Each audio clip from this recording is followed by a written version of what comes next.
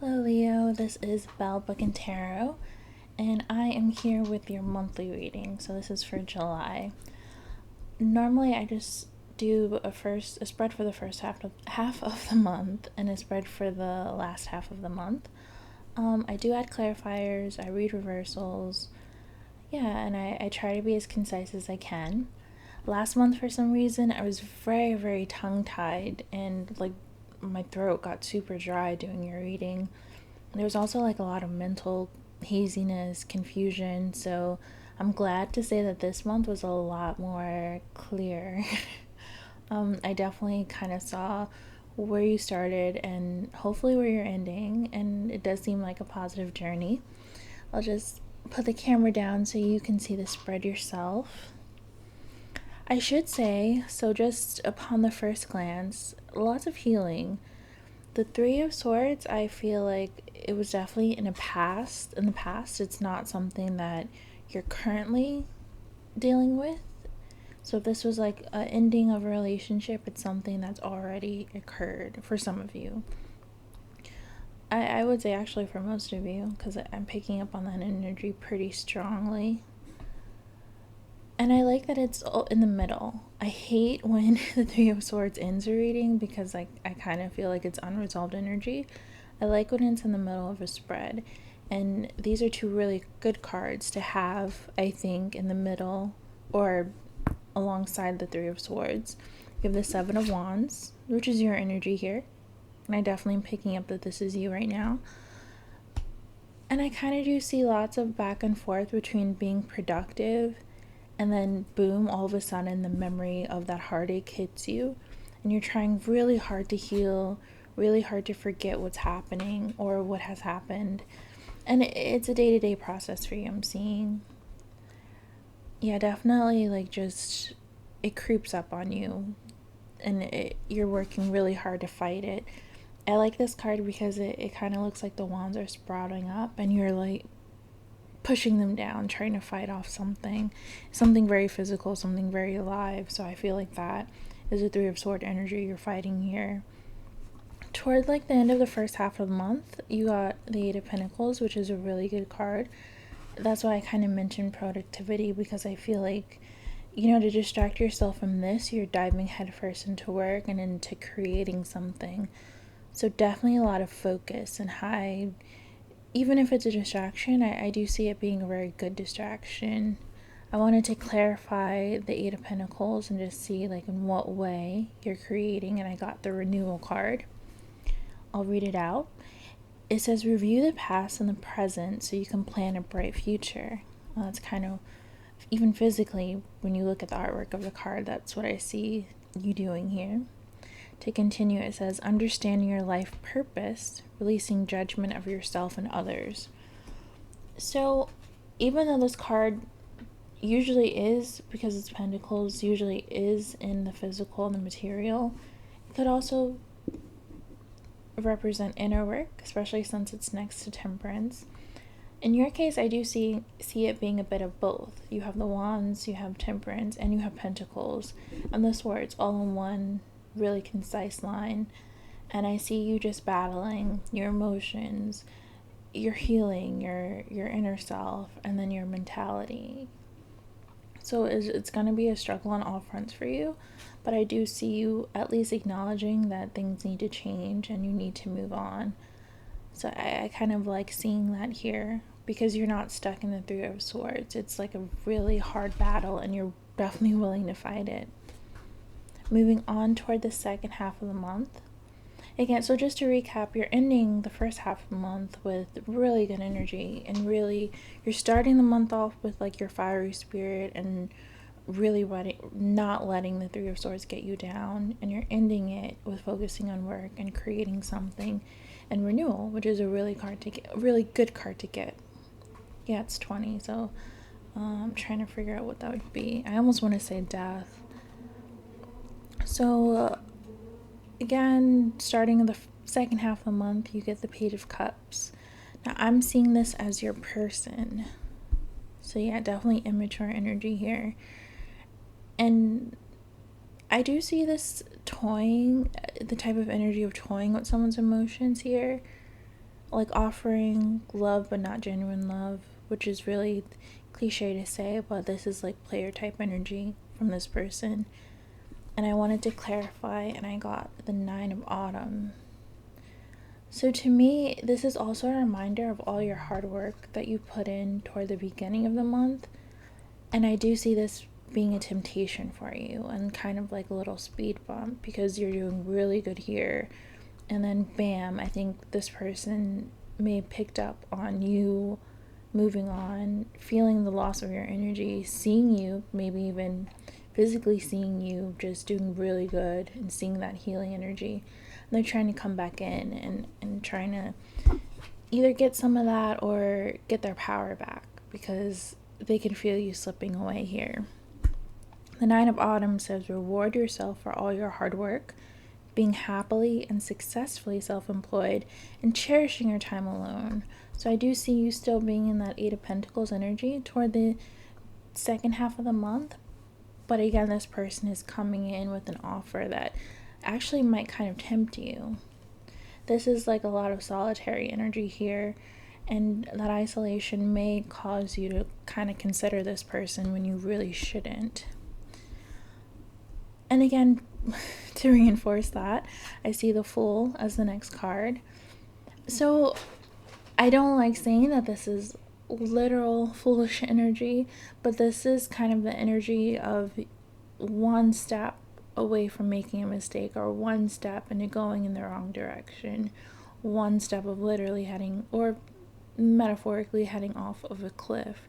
And being that it's next to the Page of Cups, which I'm taking as your person that caused all this, that caused the Three of Swords, you either kind of have a slip up or you really consider it and it distracts you from all the work that you were doing here. I wanted to clarify, and I got the Four of Summer. It says being distracted and failing to see a magical opportunity. And again, this person is distracting you from all your work. Taking someone or something for granted, discontentment with life. So for me, I'm taking it as you are either considering taking this person back, or you did take this person back for a short period of time and you kind of immediately saw why this Three of Swords happened and how it happened and who this person really is. And you kind of felt a little foolish, not to be literal because I really try not to read the cards literally, but you did feel foolish because you were doing so good here, especially the first half of the month. And the energy I get here is you're a fighter. You're not someone who wallows. And this person may have thought that you were, or maybe used to dealing with people who are, because they're a very skilled player here. I don't see a just one time type of player energy. I see that this is a lifestyle for them, for lack of a better terminology. This is something that they're good at, and you kind of fought them off. You got through the pain. You were working on healing and doing a pretty good job, at least outwardly, distracting yourself, renewing yourself. And then this person just did not want to see that, and they come in just for that mental game to get that power back. And you really just don't want to end up back there. You don't want to be in discontentment, and you don't want to go backward. So yeah, like the renewal is great energy.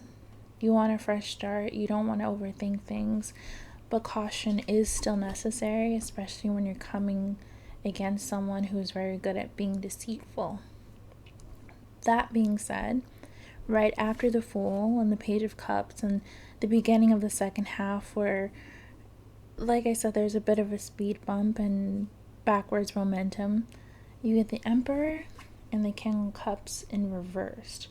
So these two cards kind of came out together, which I liked, because they're two really opposite energies here.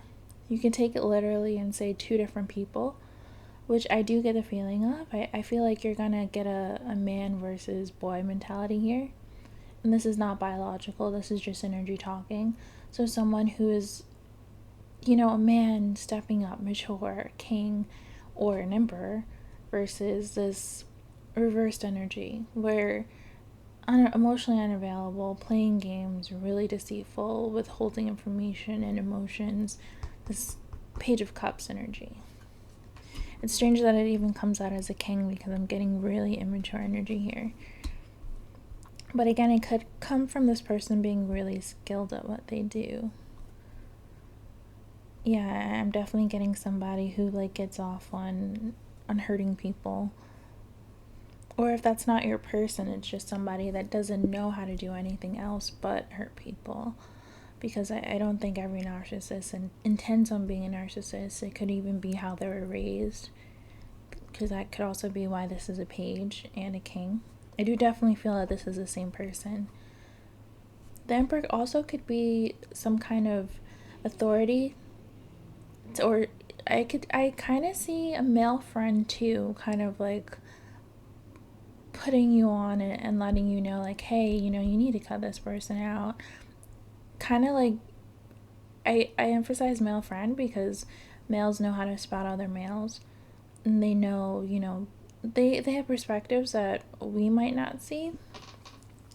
And again, if this is a male watching, flip it. This could be a female friend, like just putting you on a game and telling you, like, hey, this person is not good for you. You need to cut them off. Yeah, I definitely see this as either being someone that steps in and wants to offer you better.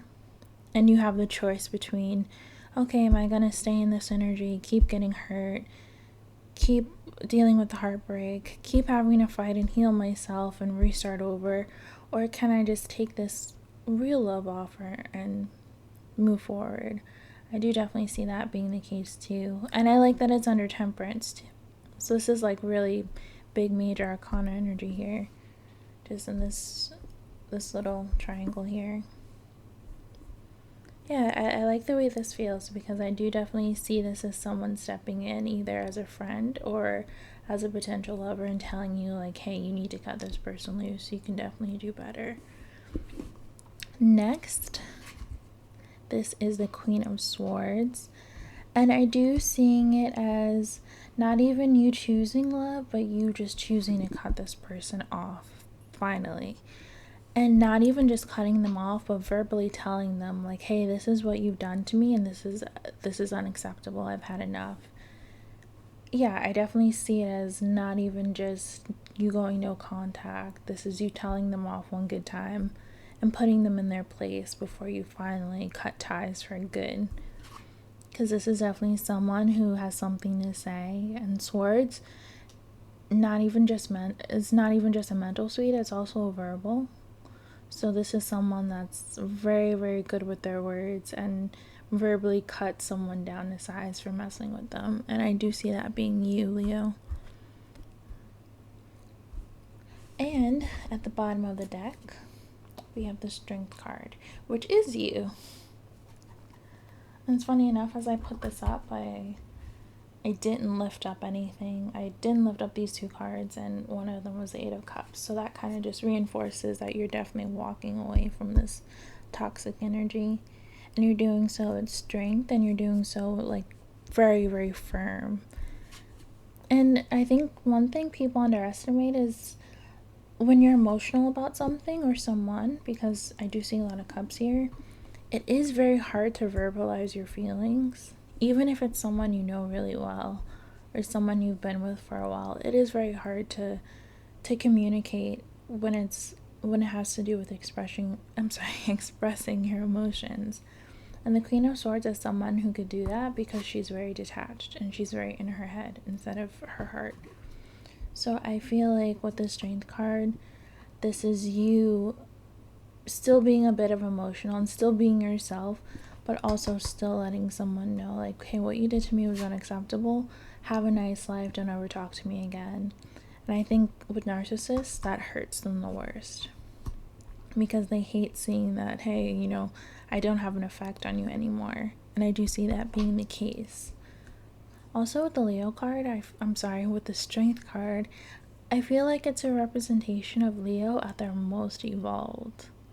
Because like I said, it's not easy to cut someone off, and it's not easy to verbalize, and it's also not easy to completely cut someone out of your life that you may have had a lot of passion and love for. And I do see the Leo still being you, still being passionate, still being loving, but closing yourself off to allowing that kind of thing to happen to you again. I definitely feel the energy of you saying your piece here, and I like that.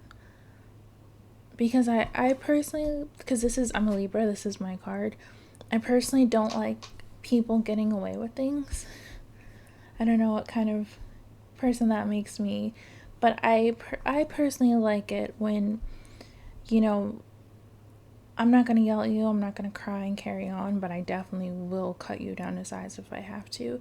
And that's what I'm seeing here, especially toward the end of the month. I do want to pull some more cards. I'll do a love oracle card for you. So yeah, overall, a lot of good energy, a lot of strength, a lot of overcoming something, a lot of just fighting temptation, but also fighting for yourself, which I like. As a Leo, you guys, I don't know, I said it in my last video, there's this like inner sadness with you guys, because I feel like you're one of the most outwardly happy signs out there, but inside there's like a lot of sadness too, that you guys aren't very good at expressing or may not want to express. So I always get that like underlying sadness when I read for Leos. And again, that depends on your chart too. I don't want to like say that's just a Leo thing, but I will say a lot of the Leos I know, you all have that in common. The Love Oracle, I do admit, is not my favorite deck, but whenever I see like a lot of love in a reading, I do like to pull from it. Let's see, I think that's why it takes me so long to pull a card, because I just don't like this deck. Right. Playfulness. To recapture romance, allow your inner youthful spirit of fun to shine. I can see that being the case. I don't see the Sun card here, but I think the Fool, I guess, could be considered a playful card.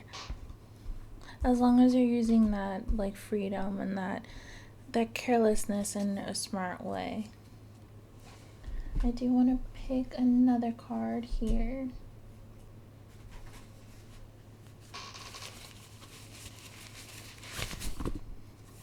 So if you've watched my videos last month, I do always like to end my readings with a few oracle cards. There's one more I kind of want to do after this one, since there's this big full moon coming up. This is Messages from the Heart, or Messages, the Untold Messages of the Heart deck. It's actually one of my favorite oracle cards. This I actually connect to pretty well. I probably should have just started with this. This is also why I do not shuffle on camera, because it takes me forever. Respect. You deserve the best, and I respect you. I feel like that's your Emperor talking. I want to do the right thing. So I feel like for some of you, this could be the sign that you will get an Emperor-like person coming in with an offer. I will say that the player energy, I mean, it's obvious I did get water signs, but I also did get the player being an earth sign. So that is, maybe that might resonate for some of you. Perfect. So this is the Moonology deck.